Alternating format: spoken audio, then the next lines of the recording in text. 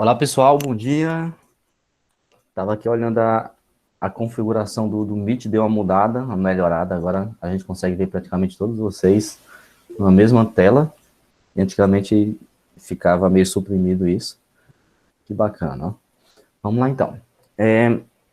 Nossa última aula, ela foi intitulada como aula 13. E agora do nada a gente pula para a aula 19, né? Na verdade, é porque as outras aulas, a 14, 15, 16, 17 e 18, elas referem-se à atividade, a trabalho, à prova. Então, embora eu coloque a numeraçãozinha lá, mas como eu ministrei a aula síncrona, acaba meio que pulando. Quando você olha, por exemplo, o rol de aulas, você tem a impressão de que faltou alguma, mas não faltou, tá? O grande lance é sempre se basear pelo nosso planejamento que está aqui, tá? Vocês conseguem ver aí agora. No caso, dia 14, aula 19. As outras aulas estão aqui. Teve prova semana passada e tudo mais. Tá?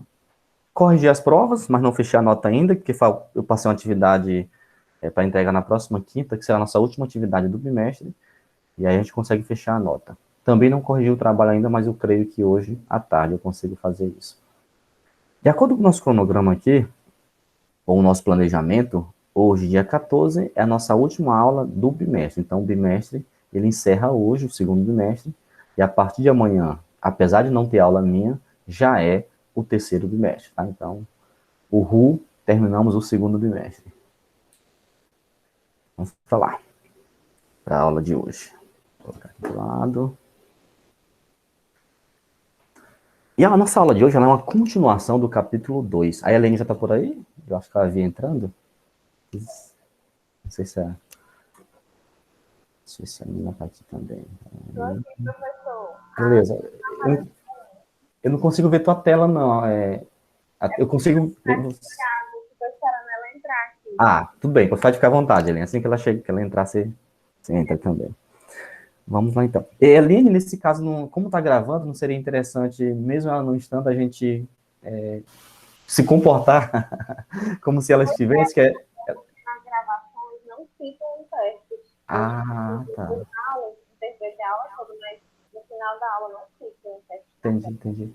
Porque o Felipe tinha comentado isso comigo, aí ele falou que parece que o Elton estava resolvendo, mas enfim, achei que tinha sido resolvido. Uma forma aí para a gente conseguir ficar. Ainda não. Beleza, então vamos lá.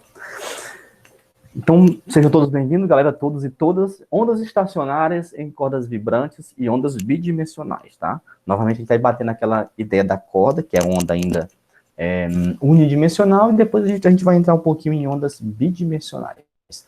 Próxima semana a gente entra em ondas tridimensionais, que praticamente é o som. O som ele faz esse papel da onda tridimensional, tá? Em ondas bidimensionais, ondas unidimensional, nós destacamos aí as áreas em cordas vibrantes. E aí nós temos o efeito das presas nas duas extremidades, são geradas de duas maneiras. Tá? Eu tenho aí no lado direito, a figura de uma corda presa em duas extremidades, entre que um lado das extremidades é preso pela mão de uma pessoa, né, puxando, tracionando essa corda. E aí eu posso gerar onda nessa corda de duas formas. Uma delas é simplesmente lá na onda ou na corda e fazer um movimento mesmo de batida, como se fosse uma corda de um violão, dar um toque nela. E aí quando eu dou esse toque, ela começa a vibrar. E aí essa vibração dela gera, na verdade, o que nós chamamos de onda estacionária, porque ela tem esse efeito de formação de crista e vale. Na verdade, a gente chama de ventre, quando se trata de onda estacionária, tá? E aí, nesse caso, a corda passa a vibrar nas várias frequências dos seus modos, né? O modo 1, modo 2, e esses modos eles se sobrepõem, tá? Então, nesse caso, nós podemos observar aqui na figura 2, a presença do modo de vibração 2, né? Lembra lá do N igual a 2, onde o N é o número de ventres, tá? Então, nesse caso aqui, eu tenho o N igual a 2. E no terceiro, o N igual a 3. Então, na mesma corda, existem várias reflexões nas extremidades, de sorte que esses eventos, esses modos se sobrepõem, e aí eu tenho a formação de vários modos de vibração. Mas o que vale destacar aqui, nessa situação, é que um dos modos, ou um dos meios de provocar ou gerar uma onda estacionária numa corda e fazer uma batida nela, provocar essa corda através de um toque externo. Tá? E a outra forma, destacada aí como 2, eu posso fazer também essa vibração por meio da ação excitadora de uma fonte oscilante externa. Tá? E como é que isso funciona? Que nós chamamos isso de ressonância, tá? Nós vamos tentar e vamos conseguir fazer essa corda vibrar simplesmente através de ressonância, sem triscar nessa corda, tá? A gente vai ver com mais frequência lá em som, que é a nossa aula da semana que vem, que quando eu provoco, por exemplo, eu emito através de uma fonte, uma onda com uma frequência igual ou múltipla de uma frequência característica de determinado objeto. Qualquer objeto, ele tem uma frequência. Esse objeto começa a se movimentar. Isso acontece muito quando a gente pega um diapasão e provoca, por exemplo, o som da nota Lá, uma nota qualquer, a nota Lá, por exemplo. Você percebe, por exemplo, que a corda do violão, ao provocar essa onda, ela começa a vibrar sozinha, sem tocar, apenas por ressonância. Tá?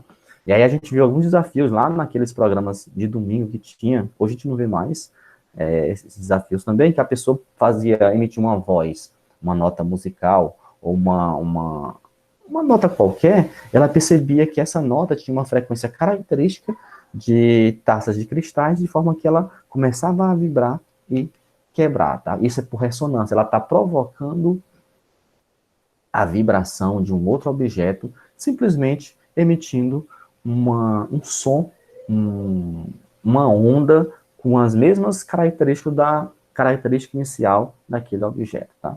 Tem, por exemplo, um evento que a gente não vai ver agora, mas uma ponte nos Estados Unidos, que aconteceu em 1945, na cidade de Tacoma, em que uma ponte ela começou a vibrar sozinha, simplesmente porque o som produzido pelo vento, ele tinha as mesmas proporções do som ou da frequência características da ponte. Ela começou a vibrar e veio abaixo.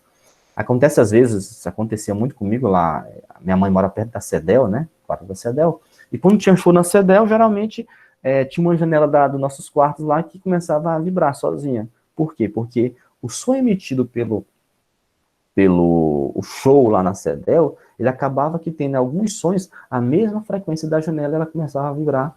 Você jurava que tinha alguém batendo que era entrada pela essa janela, tá? Mas por quê? Porque ele produz um som característico. A esse evento, que eu falei pra caramba, nós chamamos de ressonância. E ressonância é uma das formas de provocar o movimento da corda, tá? Você emite o som e a corda começa a vibrar sozinha, porque tem a mesma característica do som, ou proporcional a esse som. Tá? Acontece muito também, não em som, especificamente, mas no micro-ondas. O alimento ele fica cozido no micro-ondas, porque o micro-ondas emite várias pequenas ondinhas, essas várias pequenas ondinhas têm a mesma frequência da partícula da água, e a água começa a vibrar sozinha. A água vibrando muito dentro do alimento, no caso velocidade, nós chamamos isso de energia cinética, né? Porque ele tem um m, tem uma massa, uma velocidade dividido por 2. Ao quadrado dividido por 2, nós temos energia cinética. Então, o cozimento do alimento acontece dessa forma, por ressonância. No caso das cordas vibrantes, a ressonância ocorre quando a frequência da fonte, tá? Eu acabei de falar, excitador é igual, né? Tem a mesma frequência, ou ela é múltipla disso, né? Ou múltipla inteira da frequência de cada modo, tem que ser inteira, tá? De vibração da corda. A qual é dada pela expressão, a gente já viu nossa última aula, de segunda-feira, que é a expressão para calcular a frequência de cada modo é pegar Fn igual a n dividido por 2L vezes Vn. Alguém colocou alguma coisa aqui? Digam, deixa aqui rapidamente. A ponte do Imperial Shopping treme quando a gente passa lá, mas dizendo ela foi feita para tremer. Disseram que foi feito em cima de um lixão antigamente, né? Eu vi um professor uma vez do IFMA comentando que ele estava lá um dia de fato tremeu, né? Dizem, né? E de fato usaram no caso ele falou escada, né? De fato, não só escada, comentou-se uma vez, digo que o Imperial Shopping em si, ele tinha tido uma certa trepidação, né?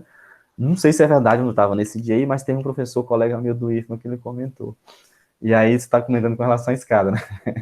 A desculpa deles é isso, né? Que foi feito para tremer. Mas, de fato, tem algumas coisas que vibram em função de ressonância. Mesmo assim, vibrando em função da ressonância, ela tem o risco de cair. Essa da escada eu nunca presenciei, mas vou ficar mais atento quando eu passar por ela. Continuando, nesse caso aqui, eu utilizei a mesma figura do slide anterior. A é uma fonte de frequência constante, tá? No caso, eu tenho aqui, na figura, a representação da fonte pelo termo A. Aqui é a fonte. Ela vai emitir um som, uma onda. Que é um alto-falante que faz a corda oscilar. Um agente externo traciona a corda, no caso a mão aqui, ó, está segurando a corda, e ele traciona a corda de forma que essa força F é variável. O resultado disso, na variação da frequência, ele resulta num... Como eu estou mudando a força, automaticamente eu tenho como resultado uma variação da velocidade, tá? Essa velocidade depende da raiz quadrada da força, tá? E aí, o que eu vou fazer? Eu vou juntar aqui as duas fórmulas. A fórmula anterior da frequência dos modos, né? Fn é igual a n sobre 2L vezes Vn. E aqui onde tem Vn, eu vou chamar de raiz quadrada de F sobre μ, tá? F sobre μ. Um negócio bem aqui. Tá.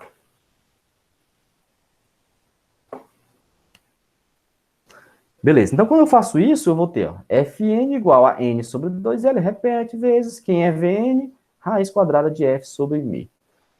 Então tem uma nova fórmula relacionando o número de modos formados, no caso aqui, ó, embaixo são 3, e a força tensora aplicada sobre essa corda. E conforme essa força aqui vai mudando, eu percebo que eu vou encontrar uma frequência diferente.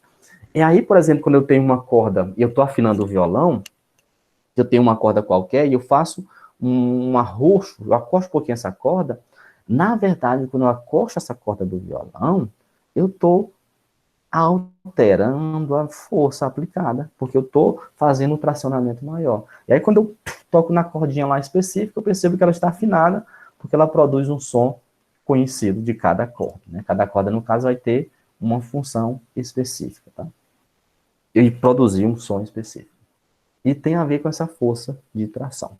Assim, quando temos a força F1, nós produzimos, né, a frequência da fonte coincide com a frequência do primeiro modo de vibração, dando origem à primeira ressonância. Tá? E da mesma forma acontece com os outros modos, F2, F3, F4 e assim por diante. De sorte que, quanto maior o número de ventres, tá? Voltando a lembrar, o ventre que anteriormente era chamado de vale, tá aqui, ó, vale. Nesse tipo de onda, que é a onda estacionária, onde eu tenho a formação, uma espécie de vale, de uma crista, e mesmo assim a onda não se destrói, não existe interferência destrutiva, esse ventre aqui, o número de ventres, ele tem uma relação de sorte que quanto maior o número de ventres, ok? Menor a amplitude, isso é verdade, ó. O primeiro eu tenho um ventre, e a amplitude tem um valor específico que eu vou chamar de x. Já no segundo eu tenho um ventre, ó, vou pegar aqui da metade, e a minha amplitude eu vou chamar de x2. No terceiro, ó, é quase que imperceptível, ó, mas tem aqui um tamanhozinho qualquer que eu vou chamar de x3.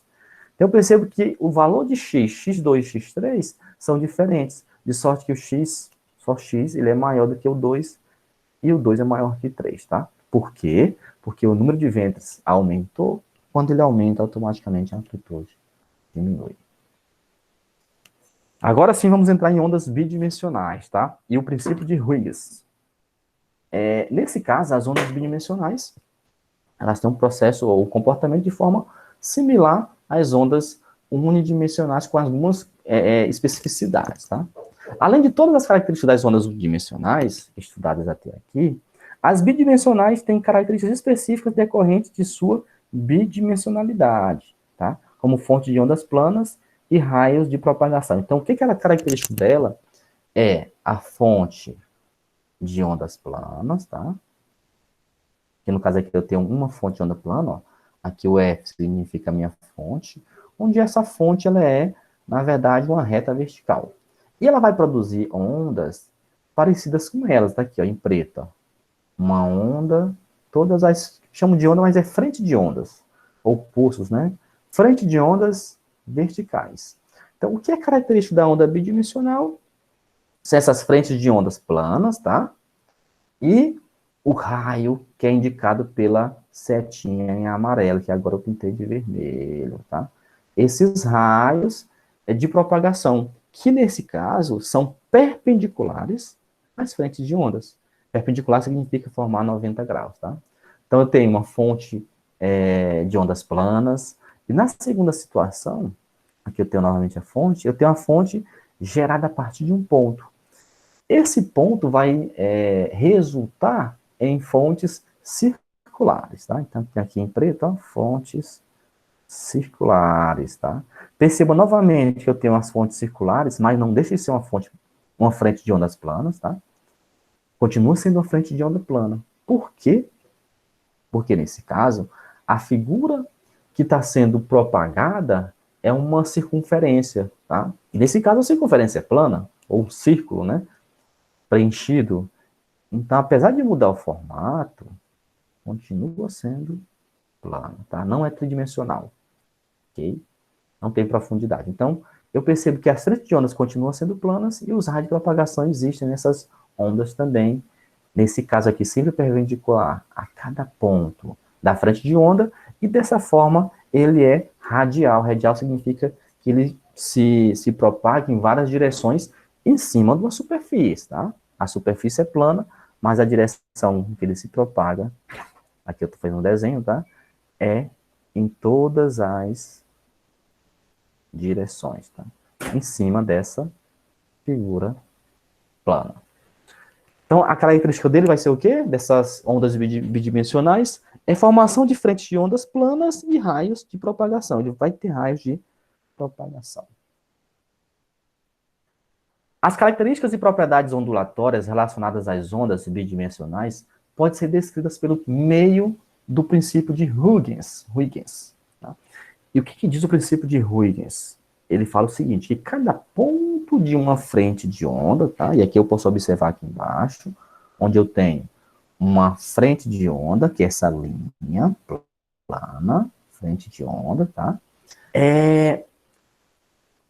Pode ser considerado cada ponto em cima dessa frente de onda como uma nova fonte de ondas secundárias, que se propagam em todas as direções. Okay? Então, cada ponto dessa frente de onda, e aqui está reproduzido, ó, através da linha branca que eu estou pintando de vermelho agora, cada pontinho em cima dela pode se comportar como uma nova fonte de ondas secundárias, que se propagam em todas as direções. Tá?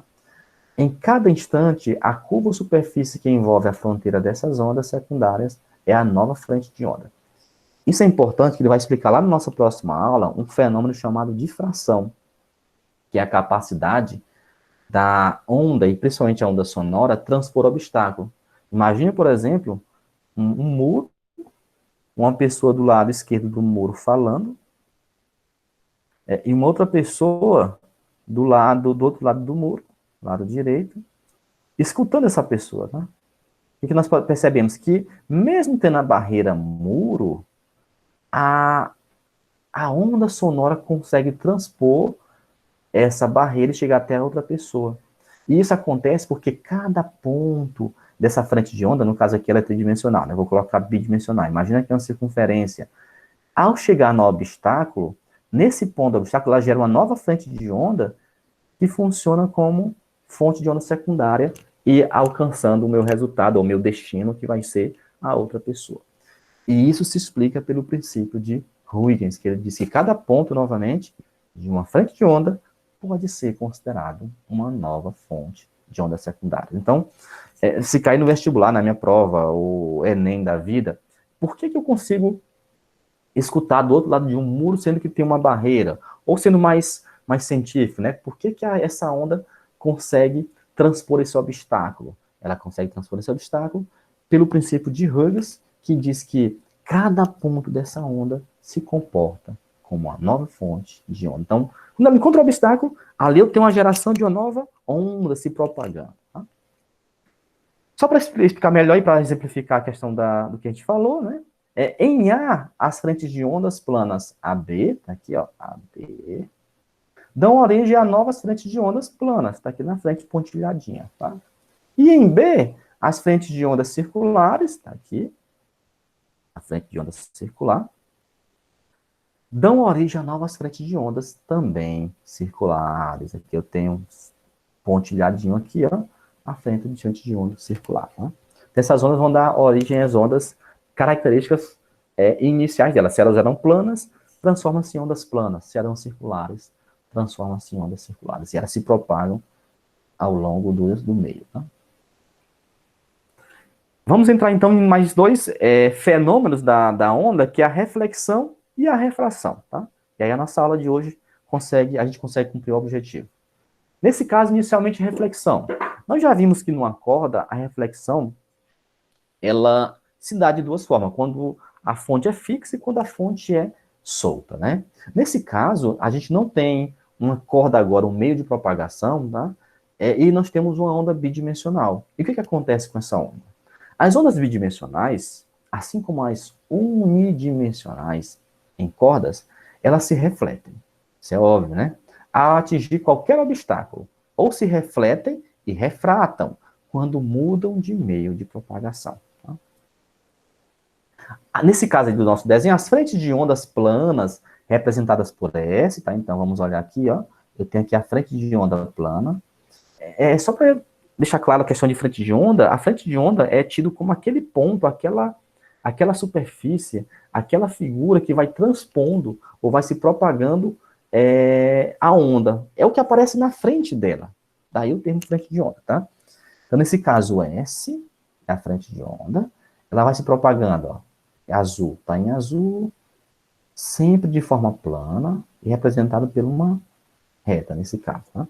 Então, nós temos as frentes de ondas planas representadas por S e elas estão separadas pelo comprimento de onda. Então, a distância entre uma frente de onda e outra eu vou chamar de comprimento de onda, que é o lambda. E ela continua se propagando. Ao atingirem um anteparo plano, no caso, nosso anteparo é o nosso ponto de reflexão. No caso, o anteparo plano está aqui, representado pelo E. Elas se refletem, está aqui se refletindo, ela veio a onda, ela colidiu com o nosso ponto E, né, com o anteparo, ela refletiu. O que vai acontecer na reflexão? Elas se refletem e dão origem a novas frentes de ondas. Então, percebam aqui que a frente de onda, inicialmente em azul, agora está em vermelho, apesar de ter as mesmas características, tá? Apesar de ter a mesma distância entre as ondas, para se manter, que no caso é o nosso comprimento de onda, tá? Eu vou chamar isso de uma outra frente de onda chamada de S2, só para dizer que ela refletiu. Então, elas dão origem a nova frente de ondas, representadas por essa linha, separadas pelo mesmo comprimento de onda lambda. Então, percebam aqui que na reflexão, apesar de haver uma mudança de direção, eu vou ter essa distância entre as frentes de ondas, entre as barrinhas em vermelho, sendo-se mantida. Tá? Então, o lambda daqui é exatamente igual ao lambda de lá. Tá? Isso na reflexão. Ok? E aí tem mais algumas características. Por exemplo, o raio incidente, que é o raio incidente I, que eu estou destacando agora, ele é sempre perpendicular às frentes de ondas incidentes. A gente viu isso lá nos nossos desenhos anteriores, tá? Então, tem a frente de onda em azul e sempre perpendicular a isso o nosso raio incidente. E o raio refletido e linha, tá aqui, raio refletido e linha, que é essa reta, essa seta em preto, é perpendicular às frentes de ondas refletidas, tá? Então, se mantém isso, é óbvio, né? Outra coisa, o ângulo formado entre o raio incidente, cadê o raio incidente? Já está vindo aqui o raio incidente. Eu tenho, então, um ângulo formado entre o raio incidente e a reta normal, aqui, ó, pontilhadinha N. Eu tenho esse ângulo, eu vou chamar ele de ângulo θ. Esse ângulo θ, ok, é chamado de ângulo de incidência. Já do outro lado, eu tenho o ângulo formado entre a reta normal N e o raio refletido, tá? esse ângulo formado, que eu estou destacando agora, entre o raio refletido e a reta normal N, eu chamo de ângulo de reflexão, tá aqui embaixo, tá? E aí existe uma relação entre esses dois ângulos, tá? Em que o ângulo incidente, tá? É exatamente igual, aqui, ó, vou voltar um pouquinho, ao ângulo de reflexão. Então, esse ângulo θ é igual ao ângulo θ'. Tá? Isso acontece de acordo com a lei da reflexão. Então, ela estabelece que o ângulo incidente é igual ao ângulo de reflexão. E a nossa última parte da aula de hoje fala sobre a refração. Olha, se refletir é colidir com o anteparo e voltar para o mesmo meio, refração significa penetrar nesse meio, ou sair de um meio para um outro, tá? É igual, por exemplo, no caso da luz, mais precisamente, quando a luz ela sai do ambiente, que é o ar, por exemplo, e encontra a piscina, e ela penetra nessa piscina. Tanto é verdade que ela penetra na piscina, que a gente consegue, por exemplo, enxergar, se a piscina estiver limpa, é claro, né? O fundo da piscina. Por quê? Porque ela penetrou. Tá? Ou aquela velha figura, né? Bem característica de refração, que é um copo e um lápis colocado, e tu tem a impressão que o lápis quebrou. Ali, nesse caso, o lápis está fazendo o papel de onda, penetrando na água, nesse caso, tá? Essa parte é mais estudada lá em óptica, mas, como é uma onda, a gente tem que observar nessa parte de ondas e entender as suas leis, tá? A refração ocorre sempre que a onda, como eu falei, atravessa a superfície de separação de meios, em que a velocidade de propagação da onda é diferente. Ó. Percebam aqui que houve uma mudança. Eu acabei de falar que lá na reflexão, o comprimento de onda ele permanece, tá? Aqui eu já tenho uma observação, a velocidade ela muda. Nesse caso, a reflexão também acontece, só que é um pouco menos perceptível, né? Faltou um parêntese bem aqui. Deixa eu me fechar aqui. O desvio na direção da trajetória só ocorre quando a incidência é oblíqua. Por exemplo, eu tenho aqui uma situação da figura mostrando uma refração de ondas. E aqui eu percebo que esse raio que deveria seguir reto, tá? O raio incidente que deveria seguir reto, era para ser reto, ele sofreu um desvio. Esse desvio eu só consigo observar quando essa onda incidente aqui em rosa, tá? Em vermelhinho bem fraco, ela tem um ângulo oblíquo, tá? Diferente de 90 graus. No caso aqui ela está inclinada, então por isso que eu consigo observar. Se ela não fosse inclinada, imagine aqui, por exemplo, uma situação, eu tenho aqui uma situação com água, e a onda, um feixe de luz, por exemplo, ele incide perpendicular à superfície da água. Ele se propaga dentro da água também perpendicular. Não há desvio. Só há desvio quando eu tenho uma inclinação. Aqui, ó, inclinação. Que é o caso da figura mostrada, tá? E aí eu tenho algumas situações da refração, onde eu percebo que o comprimento de onda 1 é igual ao comprimento de onda 2, tá? Nesse caso específico aqui, aliás, é igual, não é diferente, aqui faltou cortar. Que essa é uma característica da onda, tá? Da refração. O que mais? O ângulo que vou chamar aqui de θ1, o ângulo θ1 é o ângulo de incidência, tá aqui, ó, entre o raio e a normal. Só para lembrar, normal é uma reta perpendicular à superfície, tá? Normal. E aqui eu tenho um ângulo θ1. E aqui eu tenho um ângulo θ2, que é exatamente o ângulo entre a reta normal e o raio refletido, tá? Nesse caso, eles também são diferentes. O que é constante na refração é só o F, só a frequência. É porque a frequência, ela é característica da onda, a onda não muda. A onda está apenas mudando de meio, ela não muda de características iniciais, tá? Não deixa de ser a mesma onda. Continua sendo a mesma onda, penetrando em outros meios. Então, como essa frequência, ela está relacionada à origem da onda, e a onda não muda a sua origem, ela permanece constante. Embora não pareça claro, mas eu falei aqui também que a velocidade é diferente. Então, eu colocaria aqui embaixo também que a velocidade em 1 é diferente da velocidade em 2, tá? E aí nós temos uma relação desses meios, o meio 1 e o meio 2, ou seja, da onde que a onda saiu para onde a onda foi, tá? Nesse caso, esse desvio, essa relação, pode ser determinada matematicamente pela lei da refração, onde eu vou ter aqui, ó, a relação que o seno do ângulo θ1, tá aqui o θ1, tá? Ou seja, o seno do ângulo incidente, dividido pelo seno do ângulo refratado, no caso aqui, ó, θ2. Vai ser sempre igual a velocidade V1, que é a velocidade do meio 1 de cima, sobre a velocidade V2, que é a velocidade do meio 2 de cima, tá? Como eu sei que velocidade é igual a lambda vezes F, lambda vezes F, vou chamar aqui tudo de 1 e 1, eu posso colocar nessa segunda parte V1 sobre V1, ou V1 sobre V2, ficaria assim, ó, V2 igual a lambda 2, F2.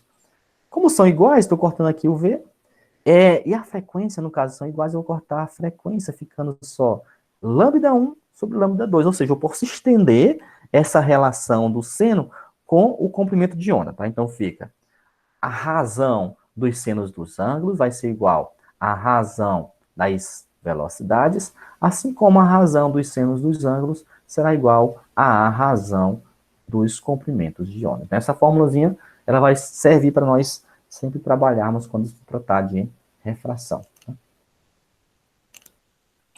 E aqui nós temos os nossos dois exemplos. Primeiramente, o exemplo 1, em seguida o exemplo 2, para a gente poder encerrar.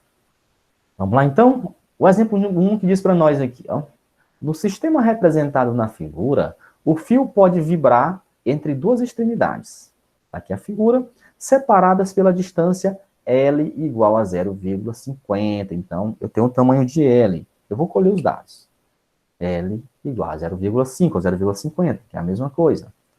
Sabe-se que um rolo de comprimento ΔL é igual a 10 metros desse fio. E ele tem massa ΔM igual a 200 gramas. Então, ele me deu aqui uma situação qualquer do rolo de 10 metros, eu tenho uma massa de 200 gramas. E aí, na letra A, ele quer saber a densidade linear desse fio em quilogramas por metro, tá? Vamos à fórmula da velocidade, da densidade. Densidade chamada de μ, linear vai ser igual a μ igual a ΔM sobre ΔL, né? A massa sobre o comprimento, tá? Que é linear. E aí a massa, transformado em quilogramas, basta dividir por 1000, 200 dividido por 1000 dá 0,2, e ΔL é igual a 10. Ao dividir 0,2 por 10, eu tenho 0,02 quilogramas por metros. Letra B. A frequência natural, ou as frequências naturais de oscilação F1, F2 e F3 dessa corda, quando submetida a uma tração de módulo 72, tá? Então, o que eu tenho aqui, ó? Eu quero saber o valor de Fn, o 1, 2, 3, e eu tenho a força igual a 72, tá? A minha fórmula é Fn igual a N sobre 2L, é uma fórmula que relaciona frequência e força, né?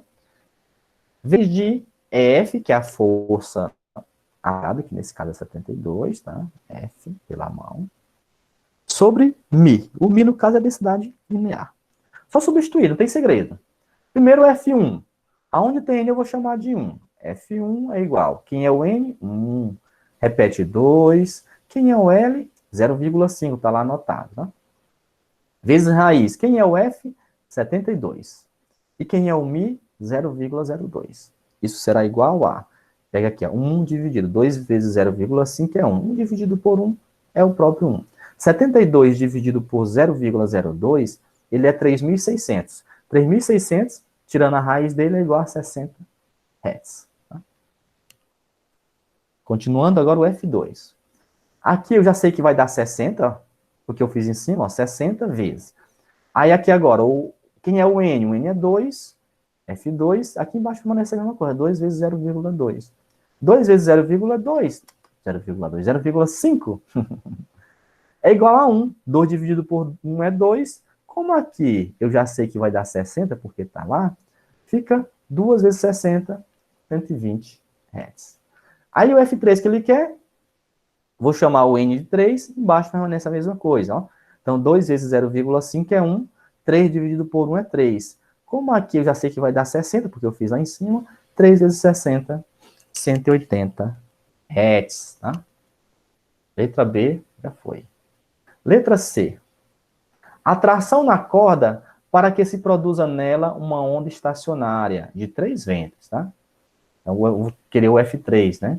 Sabendo que a frequência de oscilação do alto-falante é F0 igual a 100. Nesse caso, ele me deu a frequência agora e quer saber qual que seria a força que eu teria que ter aplicado na corda. Por enquanto, eu tenho uma força de 72. Eu teria que aumentar essa força ou diminuir para que eu tivesse uma formação de 3 ventres e a frequência de 100 Hz, tá? Então, é só anotar isso aqui, ó. A força eu quero descobrir. Eu tenho que o Fn é igual à frequência do alto-falante, característica do alto-falante, que é igual a F3, que é igual a 100. Vou utilizar a fórmula. Frequência é igual a m sobre 2L vezes raiz de F sobre μ. O Fn eu tenho que vale 100. O N, como eu estou falando de a frequência de 3, eu tenho o N que vale 3. 2 vezes 0,5, não muda. Vezes raiz de F sobre 0,02. Aqui, ó, 2 vezes 0,5 é 1, 3 dividido por 1 vai ser 3, né? Esse 3 que está multiplicando a raiz, ele passa para o outro lado dividindo 100. E aí eu vou tirar agora esse aqui da raiz, né?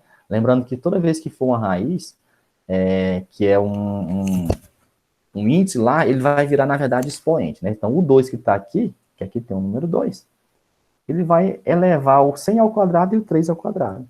E está aqui, ó. Tirei a raiz, então ficou 100 ao quadrado e 3 ao quadrado. Vai ser igual a 10.000 dividido por 9. E aí eu vou repetir F dividido por 0,02.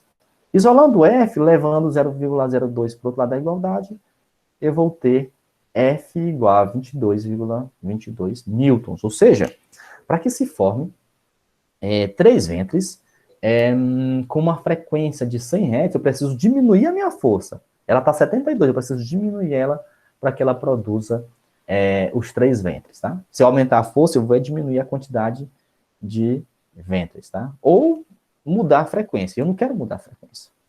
Beleza? Então, essa aqui já foi.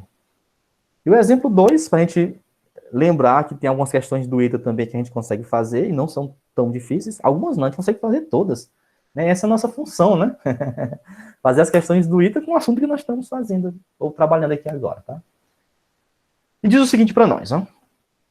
Uma onda acústica plana de 6 kHz, propagando-se no ar a uma velocidade de 340 metros por segundo. Então, vamos anotar isso. Eu tenho uma frequência, frequência 1, né? No caso aqui é uma refração, tá?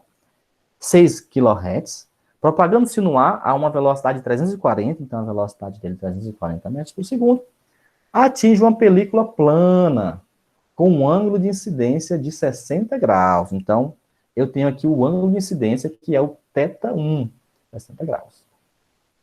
Suponha que a película separa o ar de uma região que contém o gás. CO2, gás carbônico.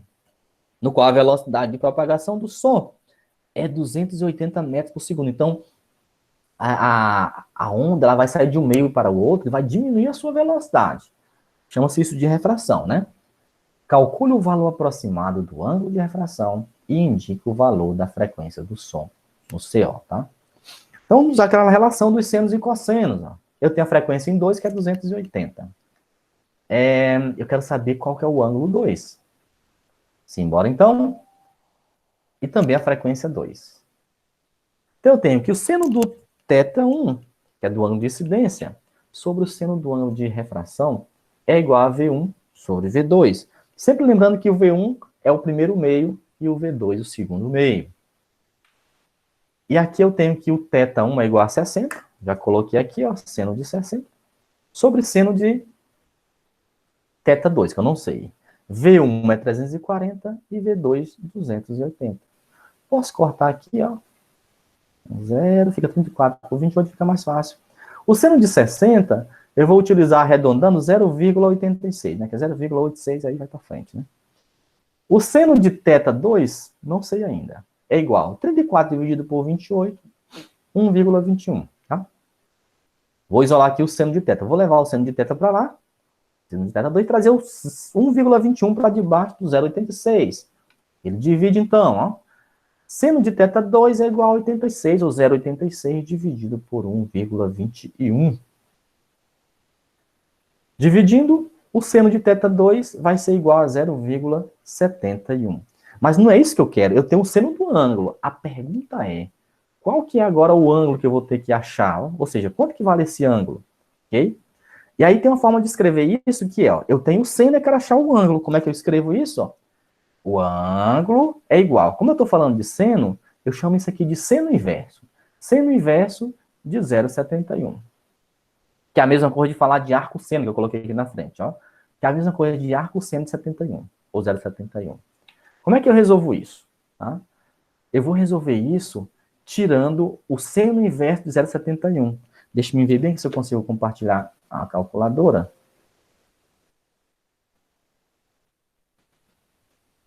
Consigo. Tem a calculadora, tá?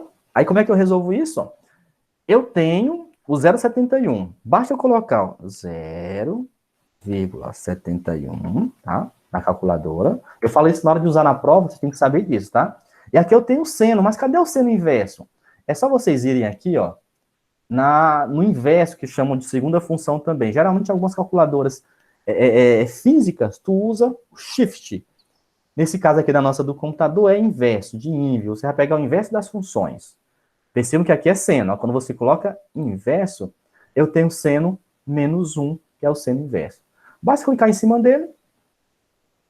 E aí eu tenho 45,23 é o meu ângulo. Eu tenho o número e quero achar o ângulo. Eu tenho seno ou cosseno tangente, não interessa, e quero achar o ângulo. Então, o meu ângulo encontrado foi 45,23. Tá? E a outra situação, a primeira pergunta já foi respondida, ele quer saber qual o valor da frequência. Ora, quando é refração e reflexão, a frequência não muda. O que muda é o comprimento de onda e a velocidade. Nesse caso, a frequência 1 é igual à frequência 2, que continua sendo 6 kHz, tá? Terminamos em cima da hora aqui. O que tinha para hoje era isso, galera. Alguma pergunta? Dúvida?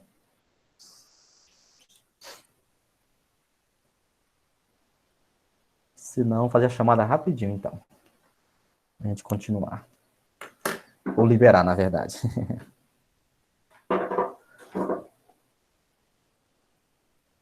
Deixa eu só chamar aqui os nomes em ordem.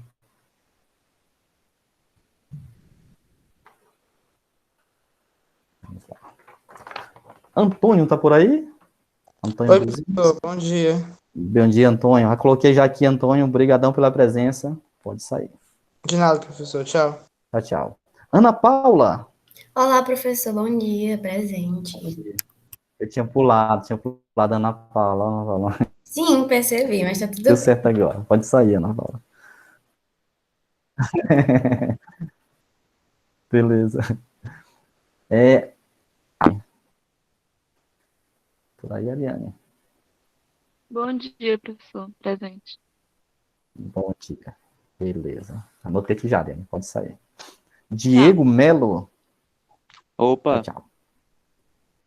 Opa, Diegão. Já anotei que também já pode sair, Diego. Presente já.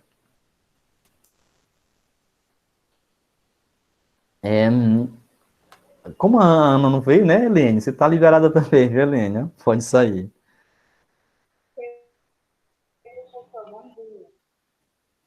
Bom dia. Ellen Priscila. Presente. Beleza? A Ellen já anotei aqui, pode sair também, Ellen. Gilvana Presente. Cruz, beleza. A Cruz mesmo, respondeu. Pode sair, Gilvana. Eloine. Presente, professor. Beleza, Eloine. Pois pode sair também, Eloine. Já está aqui registrado. Júlio César. presente. Valeu, Júlio. Já está liberado, pode sair. Ó. Calita. Presente. Valeu, Cálita. A voz está de sono ainda, mas está liberada, Cálita. Pode sair. Kevlin.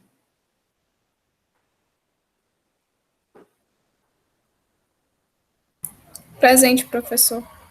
Beleza, Kevlin. Registrei aqui, pode sair. Ó. Késia. Presente, professor. Valeu, Késia. Tá registrado aqui também. Pode pegar o bico. Liza. Presente. Beleza, Liza. Pode sair também. Ó. Lívia. Presente. Beleza, Lívia. Pode sair. Pamela. Opa, bom dia, professor. Bom Presente. dia, Pamela. Eu corrigi as provas antes, não lembrei da Pamela. Pamela, você fez a prova, né? Normal, né? Fiz sim, Tá. professor. É porque eu corrigi ontem pela sequência, não lembro de ter visto teu nome, não. Não sei porquê, ó. Mas tá lá já, viu? Pode sair, presente já. Sara. A Sara, eu lembrei de ter visto a prova ontem. Presente. Beleza, Sara. Pode sair também, Sara. Registrado. Stephanie. Bom dia, professor. Bom dia. Presente. Bom dia, Stephanie. Também registrei. Pode sair, Stephanie. Até mais. Até Bom. quinta. Até. Tchau. Professor, eu acho que quinta-feira eu não vou poder participar, que eu vou estar em São Luís. Beleza. Mas não é nada sério, não, né? Nada... Não. Só avisando o Ótimo. senhor. Beleza, tranquilo, Stephanie. Já tá de boa. Vou lembrar desse detalhe. Vou anotar aqui, viu? Até mais. Tá Boa bom, viagem. obrigada. Tchau.